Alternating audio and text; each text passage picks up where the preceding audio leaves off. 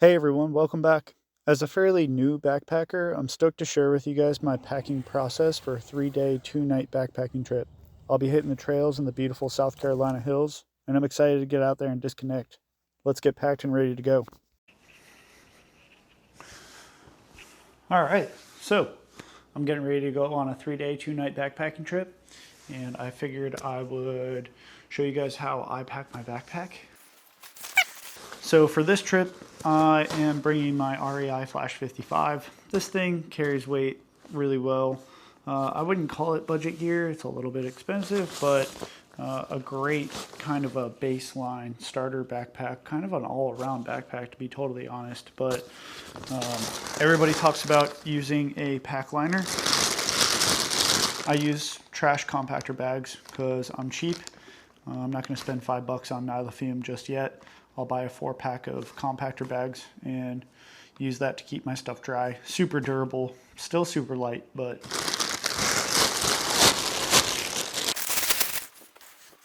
here I have all my sleep stuff. I got my sleep socks, toss these in there. I have my Cuddle Duds base layers. These are super duper comfortable. Brushed fleece inner, really warm, really comfortable. So I got tops and bottoms of those. Toss these in.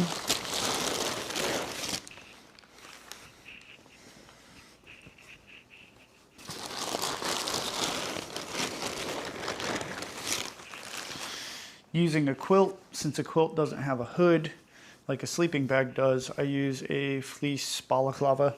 Covers my face up, feels nice and warm, feels good. I'm gonna be extra bougie and I am gonna bring puffer pants. These are Nature Hike puffer pants. I don't know if these even have a logo on them anywhere. Yep, really small. But these are super comfy, super light, really warm. So just in case, I'm bringing it with because I'm packing my fears at this point. I've gotten really good about it, but I just want to make sure I'm really comfortable.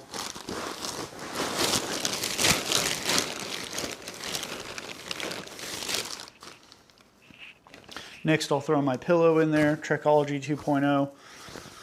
I've talked about this in previous videos. I put my fleece on top of it, pick my head up a little tiny bit, add some insulation. Now I got my sleep system. I am gonna toss my pad. The pad I'm gonna use this trip is the Featherstone Calcutta. Really comfortable pad. It's 4 inches thick, 25 inches wide. Supposedly has an R value of 5.4. So I feel pretty confident that this is going to keep me warm, though I need to use it in lower temperatures. So 30 degrees, 35 degrees, I think this is going to be fine. Toss this in. And then my quilt, as you guys saw in my previous 2 videos, talking about the Paria. Somebody corrected me in my comments on how it's pronounced. Thank you for that, by the way. The Paria Thermodown 15-degree quilt. This is going to be plenty warm. I thought about bringing a lighter quilt, but with humidity, moisture, low temperatures, this guy's nice and thick. I think it's going to keep me nice and warm. Also, the material is a little bit thicker, which makes up for the weight, and I think that's going to be a good vapor barrier. So stuff this guy in.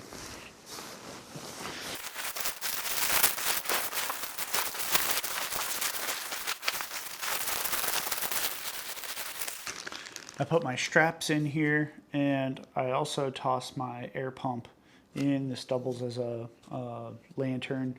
This is the Eaton Wolf pump. It's pretty budget. It weighs about 5 ounces. It is kind of loud, but it does have 2 different speed settings, fast and slow. Slow's plenty quick for me. Blows my pad up, even this thick pad, quite quickly. If anybody is around, I'll just do this as early as possible. So just toss that in there. And that pretty much makes up what I stuff in the trash compactor bag. So I'm gonna roll this guy up, stuff it down, tuck the tail, I guess you could call it. So.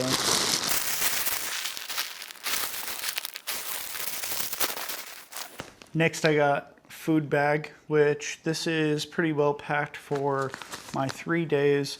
I am going to have some extra snacks that I'll keep in my hip belt pocket, as well as some electrolytes, but everything after I get to camp on my first day is in here. So pretty well packed. I do have an odor-proof bag in here. I got as an early Christmas present.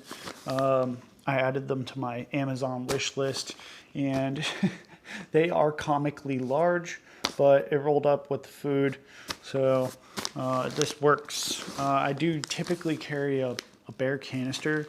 In this case, I'll be on the Foothills Trail, and I know there's places to hang bear bags or food bags, and there might even be cables to hang my food from. So I'm going with this to save some weight. All right, so that works. Cook pot, I use the Fire Maple G3 pot. This is the little guy that carries the 110 gram gas canisters. This is an awesome kit. It's got the wind protector. It also has those fins for distributing heat all the way around the bottom. I got my canister in there. I do also use the Green Peak 2 stove, which is a nice little stove. Little bit heavy, has the piezoelectric igniter on it, but this is an awesome stove and pot set, so I'm a big fan of it. I'll carry the extra weight for stuff that feels good and what I know is going to work. What's up, dude? Special feature in the video, Kid Boy. And then my GSI mug. This guy's great. I use it for ramen noodles, coffee, all sorts of stuff. So it's just a solid camp mug. As my followers know, I'm a big fan of Durston tents. You guys have probably seen a ton of videos on the X-Dome tents. I use the X-Dome too. I got this for when me and Angie are out, honestly, to save weight, have room and space for both of us. I know I could have gone with the X-Dome 1 Plus for when I'm solo, but this is nice and light compared to the previous tent I was using, which was around 5 pounds. So I got plenty of space, which I'm not upset about when I'm solo. So I'm gonna stuff this guy in here, just kind of shove it in there sideways. It does compress. Nice and small. There we go. I got the REI 650 jacket, puffer jacket. These guys go on sale around $100. It's a good jacket. I'll probably end up getting a Decathlon. I think it's the MT500. Probably end up getting one of those for a warmer jacket, but this guy's just fine when I pair it with the Decathlon fleece. This is the quarter zip. It looks good, it feels good, it's nice and warm. I also have a Decathlon fleece beanie for when I'm hiking around. If I get cold, if I stop, I can throw the beanie on, throw my puffer on, and be nice and warm. Just kind of try and stuff, get as small as I can. This guy packs up nice and small. Push everything down, roll up the top. I actually forgot to put my electronics in here. I got my camera gear, my batteries, my microphones, my power bank. I got these in a bag over here. I'm just gonna stuff this in the top for now, but I ideally would put that in the trash compactor bag. But for the moment, I do keep this actually in the bag that the Nature Hike puffer pants came in. Super light bag, pretty waterproof, I'll say, but water resistant at the very least. paired with the exterior of the REI Flash 55. I think this is plenty fine for me. So even if it's not in the compactor bag, that's fine.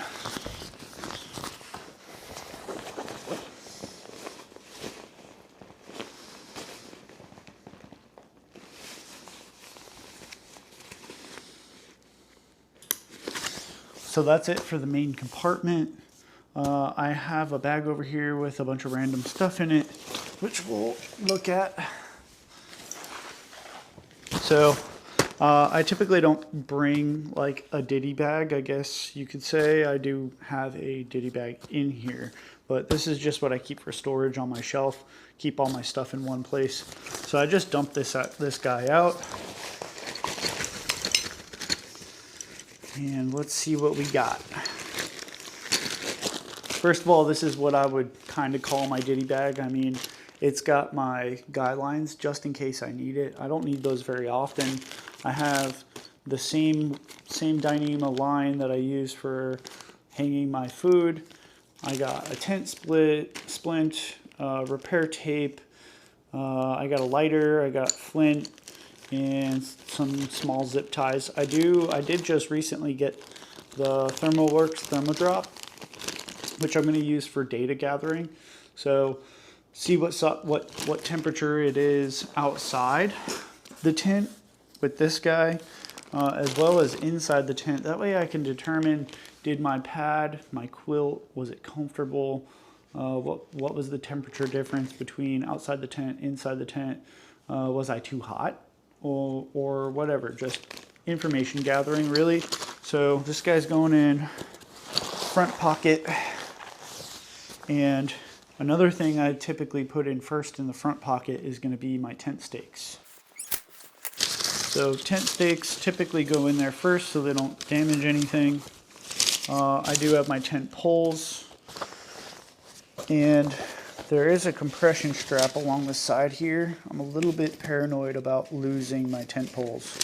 I don't know why. I've seen videos on it, people losing their tent poles. I've also heard the stories, I guess you could say, or lore from people online saying they find tent poles all the time on trail. But I'm going to move this carabiner up one spot, and I also loop tent poles through this carabiner, and I've never had that guy move around on me. Maybe it's a little extra, but this works. So what else I dumped out of that bag, I got some Body Glide, my foldable toothbrush, toothpaste, chapstick, earplugs just in case I can't sleep. Last time I was out on the Foothills Trail, it was very windy. And the trees were creaking and cracking, and no widowmakers, but I kept waking up in the middle of the night thinking I was hearing skinwalkers, so you do actually have to be careful about skinwalkers. I have my poop kit, which has my trowel. I use these Porta Wipes, which are just basically compressed towels. Put a little bit of water on them. They expand up. They're not biodegradable, so they do need to be packed out. I do have some extra toilet paper just in case. I am not on board with a bidet. Those things scare the crap out of me. Not literally, but I also have Purell and hand soap. So if I need to take a little trip off into the woods. So yeah, if I have to take a little trip off into the woods, I typically have this stuff staged up, ready to go, ready to get used. That way it's quick, fast, in a hurry. I'm still nervous about going in the woods, but this guy goes in here. I do let this bag sort of hang because it's not really, doesn't have anything in it. So I have my water filter and my Nokvecto. This is actually the Nokvecto X, so it's a little bit more sturdy than the regular one. I am able to squeeze this in my hip belt pocket along with the filter. I keep it on my left side. That way it's there. I don't have to take my pack off when I need water. So I'll just stick this guy over here for now. My first aid kit I'm going to put in the brain. I'm a little bit OCD. I like the look of this pack with the brain on it. And even if this and my headlight are the only thing in there, I prefer to have it. I have an emergency blanket in here, a series of Band-Aids, some drugs. I got magnesium to help me sleep. I got Zyrtec in case I have allergies. I have ibuprofen in case I get a headache. I do also have asthma medication in here, oral asthma medication, bronchial, I guess it's called, just in case I need some help breathing out there. I do carry an inhaler with me for an emergency. I have a tick remover in here, but I also have this blue pair of tweezers for some reason. Again, packing my fears. So I'll put this in my brain here in a little bit, as well as my headlamp, which is the Nitecore NU20 Classic. This is an awesome headlamp. It starts out on a low and goes up pretty dang high. And then it's got a separate button for red mode. It also has a brighter red mode. Nice and light, really light, and it lasts a really long time. That was the SOS blink actually in red. I got it set to my head already, and these straps people complain about, but really I haven't had any issues with it. Once you get it set, it's fine. So that'll also go in the brain. I have my Zoleo, which I will clip to the front strap. So my Zoleo satellite communicator, I chose this over the Garmin InReach Mini because, first of all, price, and then upfront cost, and then the subscription price. I found Zoleo to be just effective. I found it trustworthy. If you go on Amazon, there's a guy that talks about actually having to use the SOS feature. He unfortunately suffered a broken leg on trail and needed to get rescued. I'm glad that situation worked out for him, but I hope I never have to use it. I like the fact that I can type out 800 character messages with my phone. Even if I don't have my phone, if my phone dies or I lose it or it breaks, I still have my check-in feature. I still have SOS feature that works. So I've tested this out. I haven't done a SOS test. You can schedule SOS tests and confirm how they work.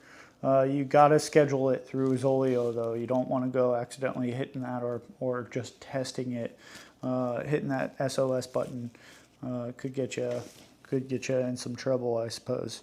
I have some lower back pain. I've been seeing a chiropractor for the last few months, and I don't want to be sitting hunched over all the time while I'm out on trail for 3 days. So I am going to bring my REI FlexLight Air chair, and I'm going to stuff this guy down in this side pocket. Actually, that's where my tent poles are. I'm going to shove this guy down on the side here.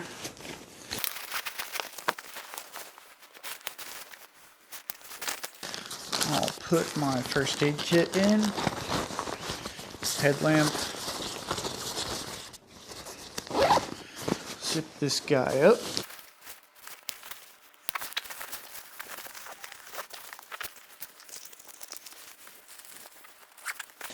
And we're pretty much all packed. So looks a little oblonged up here, but I'm not overly worried about it. It leans back a little bit. I probably could get better about packing this, but it's fine the way it is, at least for now. I do have my empty smart water bottles in here. This is not going to be a true base weight measurement because I do have my food in here, consumables, but I don't have any water. This is set up for basically how I would throw it on my back, with the exception of some snacks and electrolytes that I would put in that hip belt pocket. But let's do a little weigh and see what she comes out to. Oh, I almost forget my spoon every time I go out on a trip. So this is gonna get stuck in that big pocket until I get my food bag out. Bear. Got my luggage scale, and we're gonna see what she weighs. 24.3 pounds. Hopefully you guys can see that. I'm not upset with that weight for everything that I got in here for 3 days. I know the ultralighters are going to hate it, but I'm okay with it. This is going to keep me super duper comfortable. I know in the summertime, spring and summer, I'll be able to save a lot of weight, go a lot lighter, but for wintertime, new area, multiple days, my first 3-day trip, I'm really happy with this. So the only thing I didn't really talk about is my trekking poles.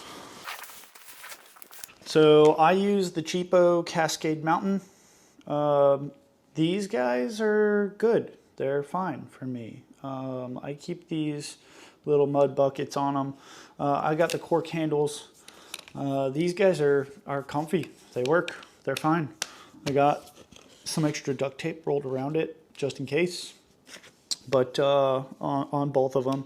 But yeah, these guys are great. I like these foam handles down low. I find myself not having to make them shorter, make them taller.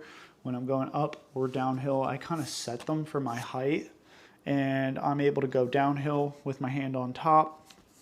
I'm able to walk flat with my hand on the cork handle, and then if I'm going uphill, I can drop my hand down, and these guys work great. Pretty much wraps up my video, and anything in here that I got on Amazon, I have affiliate links for in my description. If you buy anything through those links, I do make a small commission. It does not change the cost for you, but it would help support my channel. Any income from my channel, from Amazon affiliate links or from my channel in the future, are going to go into my channel. I'm having a blast making these videos. I'm having a blast out exploring. I have some big trips that I would like to do in the future. And I'm really excited to share them with my followers, my friends, my family, and whoever else is out there. So I'm really pumped that you guys are on this experience with me, learning. For anybody that's new out there, you're not alone. I know it seems like everybody on YouTube is a professional, but they all started somewhere, and that's kind of where I'm at. Just a little bit of experience and trying to get better, really trying to test the waters in different climates, different areas, different seasons. So again, if you guys are in the North Carolina, Georgia, Virginia, South Carolina area, and you want to go on a hike, go on a backpacking trip, hit me up and I'll interview you. We'll talk about your gear, your base weight, your comfort items, what got you into backpacking. So I'd like to share that with people. I'd like to add an element of interview here. So I appreciate you watching. Stay tuned for my first 3-day, 2-night backpacking trip video that will come out next week. So like and subscribe. I would greatly appreciate it, and I'll see you on the trail.